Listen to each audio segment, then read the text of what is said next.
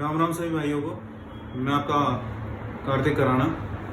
मेरा IGTV को बनाने का सिर्फ दो मकसद हैं। तो मैं आप सभी भाइयों को ये कहना चाहता हूँ कि जैसा कि आप सभी जानते हैं, एक हमारे भाई थे अमन बैंसला, जिनके साथ जो भी नाइंसाफ़ी हुई है आज तक, कैसे प्रशासन ने अपना काम नहीं किया, कैसे उन पे FIR होने के बावजूद वो आज तक खुले घूम रहे हैं, 3 धाराएं लगने के बावजूद वो अपने गानों की शूटिंग कर रहे हैं और 36 बिरादरी को ये बता रहे हैं, देखो हमारी औकात ये है और तुम्हारी औकात ये है।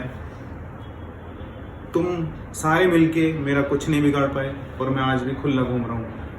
और इसमें गलती किसी की नहीं, इसमें गलती हमारी है, इसमें उसकी गलती नहीं है, क्योंकि वो तो मुजरिम है। और अगर वो सही होता तो वो उस कार्य को ना करता जो उसने किया है।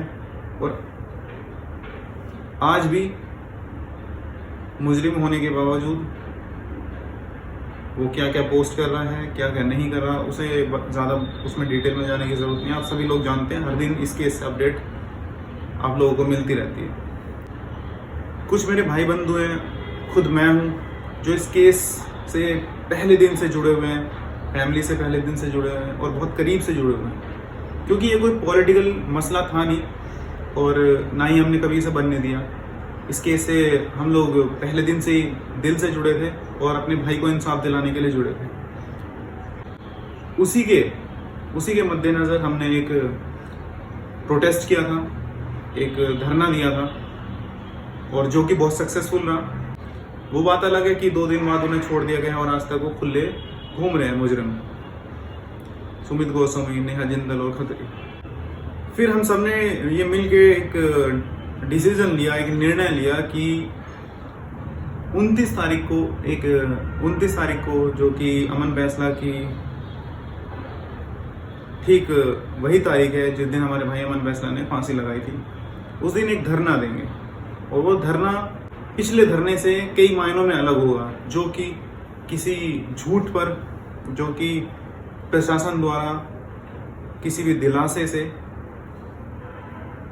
परे होगा। कहने का मतलब, जैसे पिछली बार हमसे झूठ बोलकर, वो भी कानून के उन स्थानों पर बैठे हुए लोग, DSP, ACP, SHO, IO, जो कितने बड़े बड़े ओहदे पे बैठे हैं, हमारे लिए बैठे हैं, हमारी रक्षा के लिए बैठे हैं, हमारे अधिकारों के लिए बैठे हैं, उनके द्वारा हमसे झूठ बोलकर हमसे वो धरना खत्म कराया गया और इसमें कोई कार्रवाई नहीं की गई। इन सब से वो परे होगा। 29 तारीख को जो हम धरना देंगे वो किन्हीं झूठी बातों पर, कोई भी फ्रॉड बातों पर, कोई भी दिलासों पर टूटने वाला नहीं होगा।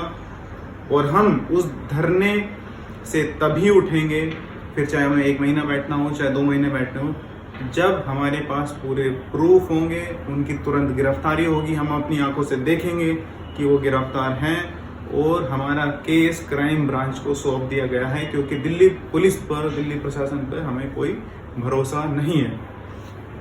इन्हीं सब बातों को मद्देनजर रख के हमने 29 तारीख डिसाइड की। हमने वो तारीख रखी, सुबह 11 बजे का उसमें वक्त रखा और उसी पर आज तक अपनी पूरी मेहनत से धरातल पर या सोशल मीडिया के माध्यम से या जैसे भी पॉसिबल है हम अपना कार्य कर रहे हैं और लगे हुए हैं। मैं कल रात से देख रहा हूँ कि एक मैसेज बहुत स्प्रेड किया जा रहा है, फैलाया जा रहा है कम्युनिटी पेजेस द्वारा, बहुत सारे लोगों द्वारा, कि बधाई हो, आपका केस, अमन बैंसला का केस क्राइम ब्रांच को सौंप दिया गया है। अच्छी बात है अगर सौंप दिया गया है, इसमें कोई बुरी बात नहीं है। लेकिन जब पिछली बार हमें FIR की कॉपी मिलने के बावजूद, 3 धाराएं लगाने के बावजूद, जिसमें 10 साल की भी सज़ा है एक धारा में, उसके बाद भी आज तक मुजरिम खुले घूम रहे हैं। हमने सबूत सौंपे पुलिस को, खुद थाने में जाकर। उन्होंने बोला कि हम किन ग्राउंड पे इनको अरेस्ट करें, अभी ग्राउंड्स नहीं है।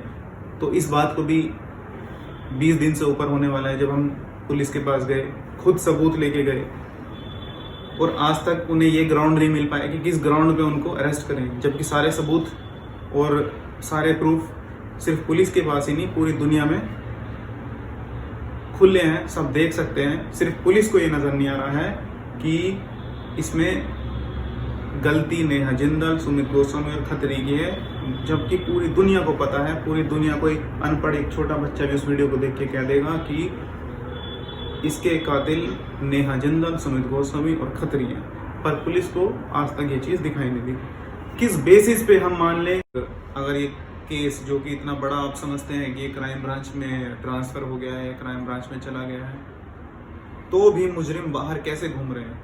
उनको इतना मौका कैसे दिया जा रहा है कि वो बाहर रह के सारे सबूतों को मिटा दें और जो चाहें वो अपना करें? अगर सच में ये केस क्राइम ब्रांच को सौंप दिया गया है तो इसमें अभी तक अरेस्टिंग क्यों नहीं हुई है? मुजरिमों को अरेस्ट तो उसी दिन हो जाना चाहिए था जिस दिन इनके नाम पे एफआईआर हुई थी। एफआईआर होने का मतलब है कि अरेस्ट होना अनिवार्य है। 20 दिन से आप ये ग्राउंड नहीं बना पा रहे हैं कि उन्हें अरेस्ट करें या ना करें। पूरे समाज को, पूरे जनता को आपने, पूरी 36 बिरादरी को आपने धोखे में रखा हुआ है प्रशासन के द्वारा। तो हम किस बेसिस पे ये मान ले, बिना प्रूफ के, बिना वेरिफिकेशन के, बिना किसी ऑथेंटिकेशन के, कि केस क्राइम ब्रांच को सौंप दिया गया? हमारे सिर्फ 2 मुद्दे हैं कि पहला, हमें तुरंत इसमें दोनों मुजरिमों की अरेस्टिंग चाहिए, वो सलाखों के पीछे होने चाहिए।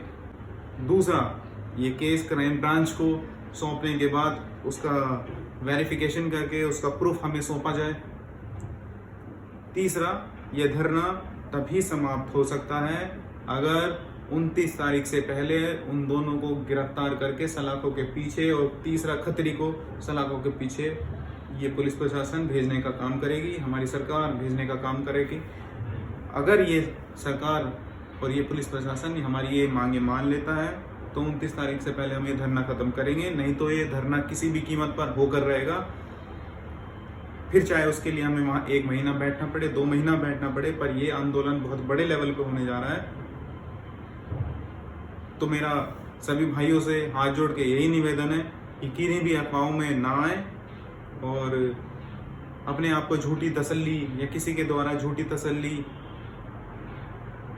देने का काम ना करें, क्योंकि मेरे भाइयों, अगर ये इस बार आंदोलन उस स्तर पर नहीं हुआ तो फिर ज़िंदगी में आपके लिए कोई आवाज़ उठाने वाला नहीं बचेगा, आपके लिए कोई हक की लड़ने वाला नहीं बचेगा, आपके लिए कोई खड़ा होने वाला नहीं बचेगा। तो ये लड़ाई मेरी या अमन की फैमिली से ज़्यादा अब आप सबकी है। ज़्यादा से ज़्यादा संख्या में वहाँ पहुँचें और इस आंदोलन को सफल बनाने का काम करें।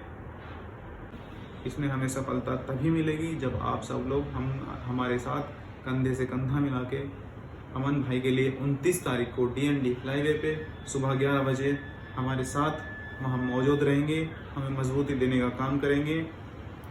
आपको मैं ये विश्वास दिलाना चाहता हूँ अपने भाइयों की तरफ से भी जो इस केस से जुड़े हुए हैं, हमारे बड़े भाई, हमारे छोटे भाई, कि हम इसमें आपको रिज़ल्ट ला के देंगे।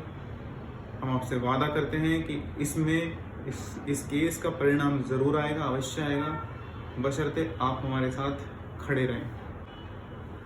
तो मुझे बस अपनी यही कुछ बातें रखनी थी।